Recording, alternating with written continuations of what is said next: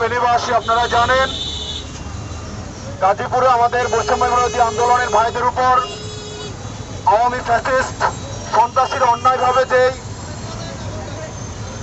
যেই হামলা চালিয়েছে সেই হামলার প্রতিবাদে আজকে জাতীয় নাগরিক কমিটি ফেনী জেলা কর্তৃক আয়োজিত বিক্ষোভ সমাবেশে সম্মানিত নেতৃবৃন্দ, উপস্থিত সাংবাদিক ভাইরা, আসসালামু আলাইকুম।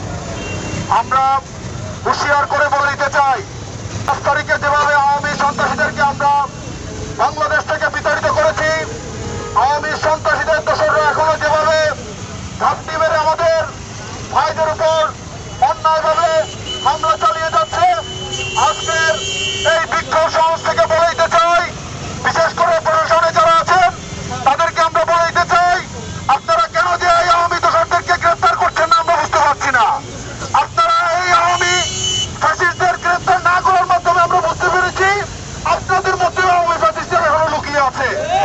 অতএব আগামী 24 ঘন্টার মধ্যেই যে সকল সন্ত্রাসীরা আমাদের ভাইদের উপর হামলা করেছে, এখনো যারা লিফলেট বিতরণের নামে পুরো বাংলাদেশকে অস্থিতিশীল করার জন্য যারা পায়তারা করছে, যদি আগামী 24 ঘন্টার মধ্যে প্রশাসন যে একটি অভিযান পরিচালনা করছে, এই পরিচালনার মধ্যে যদি গ্রেফতার না করে আমি সন্ত্রাসীদের, তাহলে আমরা ছাত্র সমাজ, আমরা যুবক সমাজ, নাগরিক কমিটির সবাই আমরা রাজপথে নামবো ইনশাআল্লাহ।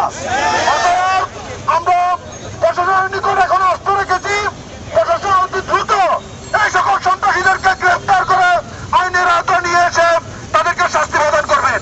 পাশাপাশি আওয়ামী ফ্যাসিস্টদের যে মাস্টার মাইন্ড শেখ হাসিনা বাংলাদেশে আসার যে পায়তারা করছেন, আওয়ামী লীগের বড় বড় নেতারা বাংলাদেশে আসার যে পায়তারা করছেন, আমরা হুঁশিয়ার করে দিচ্ছি, আমরা যেভাবে 5 তারিখে আপনাদেরকে বিতাড়িত করেছি, আমরা এখন এই বাংলার জমিনে আছি।